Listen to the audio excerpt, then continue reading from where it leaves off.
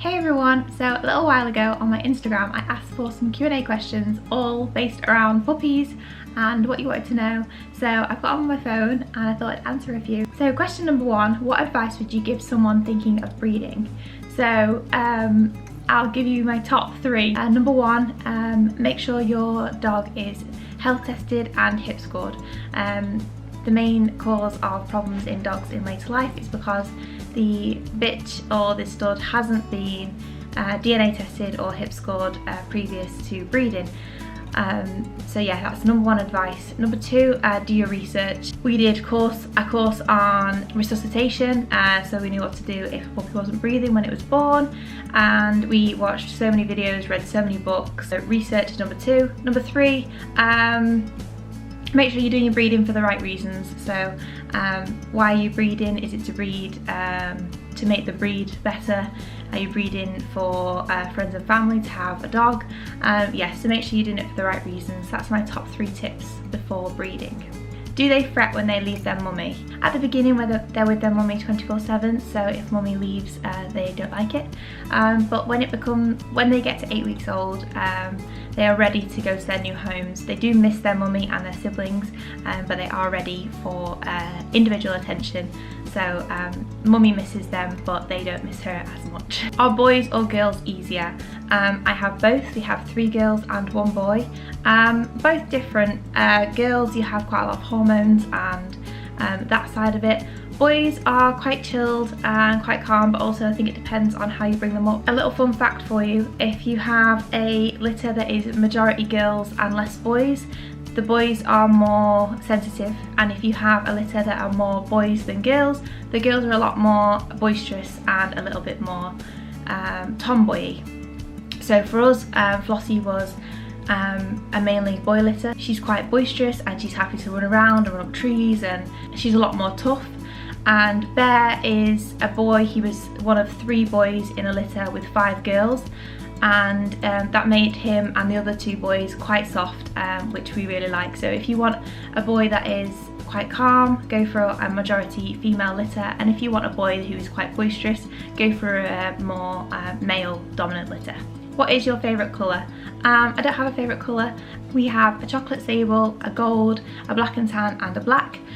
We'd love a solid brown and tan as well, but no, I don't have a favourite. One of each would be wonderful. How do you not keep them all?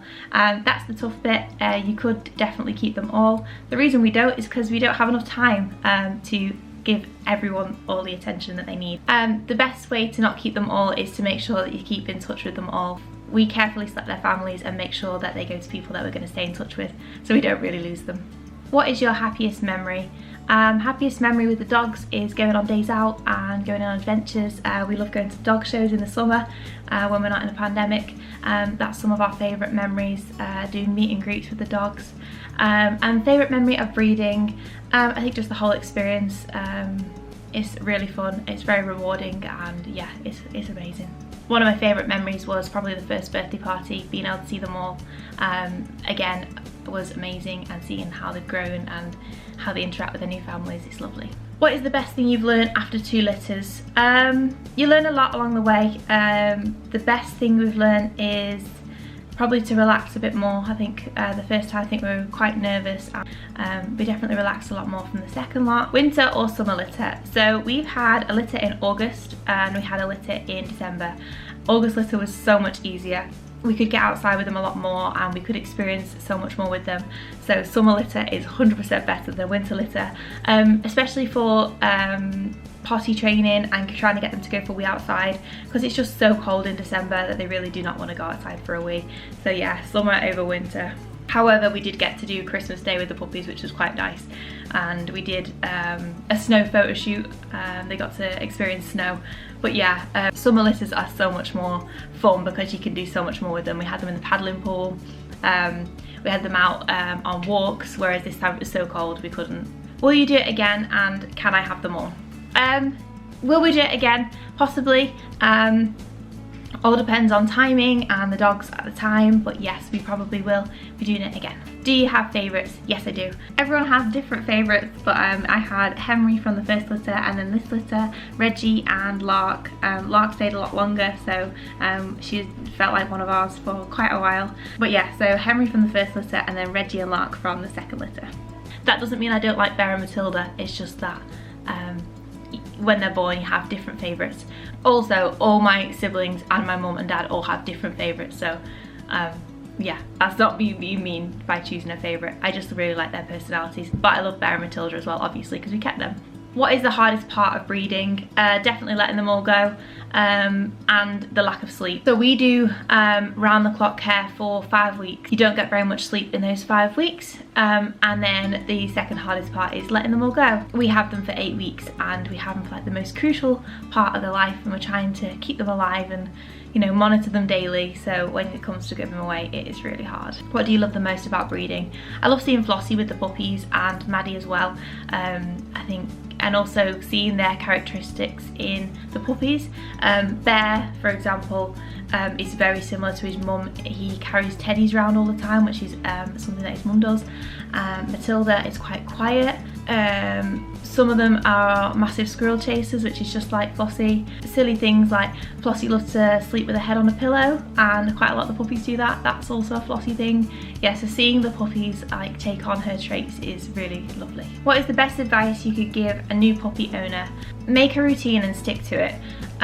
So if you want your puppy to sleep all the way through the night, do that from day one. If you want your puppy to be left alone for periods of the day, start off slowly, but make sure you do it from the beginning. So start as you mean to go on. Also, that comes with training as well. So if you don't want your puppy to bite you when they're older, tell them off now, because if you correct it now, they'll remember when they're older. So start as you mean to go on. What are your top 5 tips for breeding? I touched on that earlier. So number 1, health test your puppy, health test your female, and preferably choose a health tested, hip scored, DNA tested stud dog. They're quite hard to come by, but yeah, that's massively beneficial for us. Madeline has hip dysplasia and cost over £30,000 in vet bills, so a hip scored female and stud will help prevent hereditary hip dysplasia. Number 2, research. Number 3, be prepared. So be prepared for all different circumstances. So we have a pack that has everything in it for every case scenario. We haven't had any major incidents, but make sure you're prepared for every scenario. Have a vet on standby for if you need a emergency cesarean. We luckily haven't, but it can come to that, so make sure you've got a vet on standby. Ask for advice. We had some great advice from Flossie's breeder, and we had her help throughout our whole experience. So yeah, ask for advice from people who have bred in the past, because they'll tell you a lot of information. Also, the lady that we get our scan done by, she's amazing and gave us so much information and so much advice. So yeah, ask around, ask people. A lot of people are happy to tell you all the things they've learned along the way. Number 5, vet your families. We are very strict with who we let our puppies go to. They get a potential family email, and depending on what we get back from the email is whether they'll go on the list or not. So yeah, really pick your families, because you're picking that puppy one family for its life, and it has to be the right one. Most of ours have gone to friends and family, so slightly different. However, but they still get an email and they still get vetted.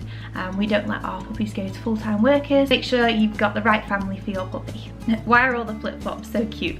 Thank you very much. They are adorable.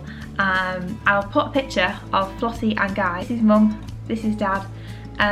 Put pictures of the litters. So this is litter number 1, this is litter number 2. Same mum, same dad on both litters. I don't know, maybe we'll have a future litter and see what they look like. Do you health test your dogs? Yes, we do. So we get the genetic tests done that are for the Cocker Spaniel breed, and when you get them done at like the lab, they get sent to the Kennel Club and they get put on their Kennel Club page. So yeah, they're all health tested and then also hip scored. So hip scoring is an operation that has to be put to sleep, and they measure the all the measurements of the hips and make sure that they're all correct. Yeah, so they're health tested and hip scored. Do they sleep a lot and do they sleep through the night? So at the beginning they don't sleep and they feed a lot, so they feed quite a lot during the night, but by the age of 5-6 weeks they sleep through the night. At 7 to 8 weeks old they sleep through the night with no paper, and they go to bed at 11 o'clock at night and they wake up at 7, and then they go for their wees and poos and they sleep completely through the night, and they're already trained before they leave for their new families. Do you deliver them yourselves? Yes, me, my mum and my sister are usually there at the time of labour, just more people around in case something does go wrong. We don't have too many more people in the room, so it isn't stressful for Flossie. Flossie actually likes people around her. Some dogs don't like someone around them in labour, but Flossie is very family orientated and she likes us being there with her. So yeah, the three of us are there during delivery. How do you start training and what do you train them to do first? So we follow a program which is 7 things in 7 weeks. So in this program you basically introduce them to 7 different types of things before they're 7 weeks old. Whatever we introduce them to before they're 7 weeks old, they shouldn't be scared of later in life. The way the program goes is they eat from 7 different bowls, they stand on 7 different floorings, they play with 7 different types of toys, they interact with 7 different kinds of people. That means old people, young people, someone with a beard, someone with long hair, someone with short hair. They will stand on grass, they'll stand on pavement, they'll stand on carpet, they'll stand on lino. So everything that we do times 7, and we do that all before they're 7 weeks old. So there's pretty much start training from like the first week they're born. That's when they'll be like starting to use their feet, and they stand on like the vet bed and the lino and the newspaper and start to learn different things like that. And then actual training wise, probably the first thing we teach them is sit and wait. Wait's really great for when it comes to feed time because you can get them to wait before they devour their food. That's the main training. And then also we do training for like wearing a collar, wearing a lead. So that's our program. We follow 7 things in 7 weeks, and then that program is continued on till 16 weeks, and we give all the paperwork to the new family and they continue on till 16 weeks. At 16 weeks their fear instinct kicked in, so before everything you do before then they shouldn't be scared of. So introduce them to 7 different types of transport, so a bus, a bike, a car, anything you can, get it in before 16 weeks, and then hopefully you should have the most well-rounded puppy. Did you get them outside in the pram this litter? No, we didn't, which was super frustrating, and the reason we didn't is because of the puppy thefts. I think if the puppy thefts weren't as extreme as they are at the moment, we probably would have took them out a few times in the pram, but it has been ridiculous and we were so scared that someone was going to take them, so yeah, we didn't take them out in the pram this time. Will you do another birthday party for this latest litter? Yes, we will. So we did a 1-year birthday on the 25th of August this year with the pups. We met up in the park because it was, I can't remember what the restrictions were at the time, but you couldn't meet up in gardens, but you could meet up outside. So we did that and it was amazing, and we will be planning a birthday party for the next ones. It will be a winter party because they were born on the 12th of December. But yes, I'm already planning the party. Do you need insurance to breed in case of complications? Yes, you do. So the Kennel Club I think they're the only insurance that cover for a pregnant female. So Flossie is with the Kennel Club insurance, and that covers her for a cesarean section, and also it covers the puppies for health conditions up until the age of 12 weeks, I believe. But yeah, so we do have special insurance for us being breeders. Also, the Kennel Club give the new families a 4 weeks free insurance for them to cover them for the first few weeks, and then obviously they can extend it if they wish. Are yours show or working spaniels? So we have show cocker spaniels, English show cocker spaniels, and the difference between the two is workers have a flat head, shows have a domed head, and exercise wise they're completely different. So show spaniels are happy with 1 walk a day and they will usually sleep then for the rest of the day. Workers are a lot more highly strung and do need a lot more exercise. For us, show cockers were much more suited to our lifestyle. They get taken out once a day, and at the weekend they will go out for like a lot longer. They'll do like a 3-4 hour walk, but yeah, they're quite happy with that on the weekend, but every day they just need sort of an hour and they're fine. So yeah, we've got show cocker spaniels. When I say show cocker spaniels, they don't like show in shows, it's just that's their type.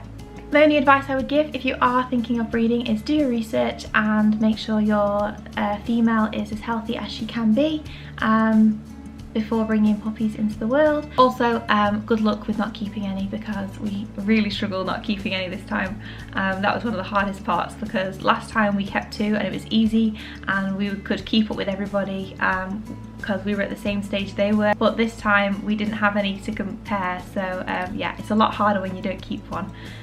That's definitely one of the hardest parts, not keeping one. So if you have any more questions, please leave them in the comments down below and I'll do my best to answer them. You tired? So thanks for watching, bye!